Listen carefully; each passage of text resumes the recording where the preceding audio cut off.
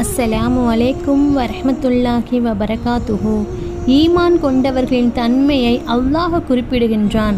அவர்கள் நபிமார்களின் மீதும் நம்பிக்கை கொண்டிருப்பார்கள், ஈமான் கொண்டிருப்பார்கள் என்று அல்லாஹ் தாலா அவனுடைய புத்தகத்தில் குர்ஆனில் கூறுகின்றான்.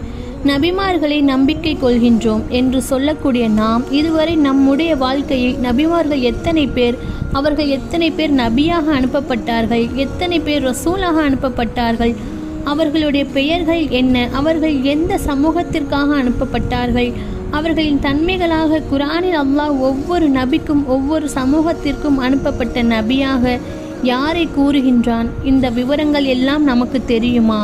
நம்ம எத்தனை பேருக்கும் ஈமான் கொண்டிருக்கக்கூடிய நபிமார்களின் பெயர்கள் தெரியும்? அவர்கள் எந்தெந்த சமூகத்திற்காக அனுப்பப்பட்ட வரலாறு எத்தனை பேருக்கு தெரியும்? இந்த வரலாற்றை அனைத்தும் தெரியக்கூடிய மக்களை அல்லாஹ் ஈமான் கொண்டவர்களின் தன்மைகள் என கூறுகிறார்.